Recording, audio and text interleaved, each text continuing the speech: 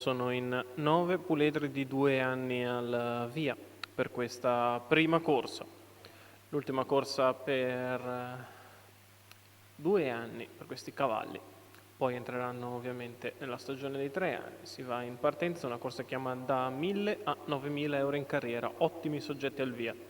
All'1 capovento Pax Giovanni Callegaro, 2 Costante Jet, Francesco Virzì, 3 Capitano P, Maurizio Cheli, 4 Crown Stecca, Roberto Faticoni, 5 Canton, Giorgio Cassani, 6 Chester, Antonio Velotti, in seconda fila 7 Castillo, Tommaso Gambino, 8 Chanel delle Selve, Marco Volpato, 9 Chanel Trio, Paolo Leoni.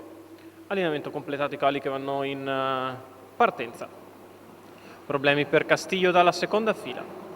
Veloce, costante Jet, ma all'esterno Canton scavalca tutti e cerca di scendere alla corda al comando. Numero Canton in 7, vantaggio nei Castillo, confronti di squalificato. costante Jet. All'esterno Capitano P, proiettato in terza ruota Chester, che cerca di avanzare sulla testa della corsa. 14,8 per i primi 200 metri da parte di Canton, che è battistrada. All'esterno insiste Capitano P, che va a chiedere strada al leader. C'è un po' di lotta, ma alla fine Canton sbaglia e Capitano P passa senza colpo ferire. Numero 5, Capitano P in vantaggio nei confronti di Chester, squalificato. che trova posto secondo alla corda nei confronti di Costante Jet. Quarto di dentro è Capovento Pax, con all'esterno invece Crown Stecca, che è scoperto. Si porta in schiena ora Chanel delle Selve, alla retroguardia Chanel Trio.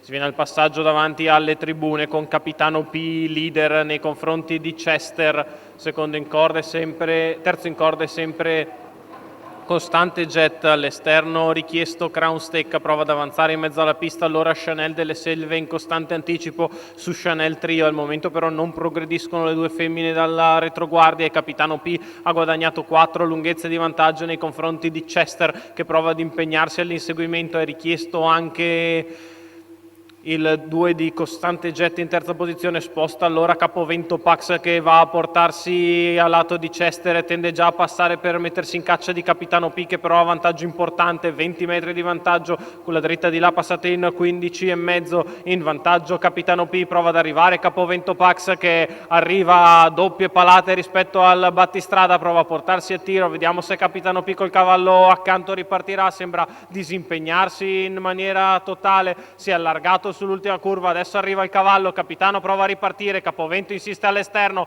Capitano P in vantaggio nei confronti di Capovento Pax, poi Chanel Trio. Capitano P controlla e vince facile nei confronti di Capovento Pax, che corre benissimo al secondo. Al terzo Chanel Trio, venuta dalle retrovie.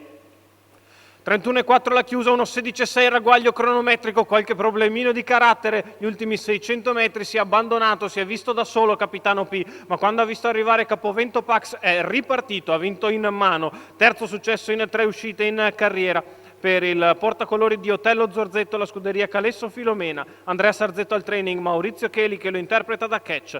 Il successo per il figlio di Muscle Massive e Miara, che fa 3 su 3, respinge un ottimo Capovento Pax, sempre molto positivo dal cambio di training. Al terzo Chanel Trio, 3,19, l'ordine arrivo molto probabile della prima corsa dall'Arco Veggio di Bologna.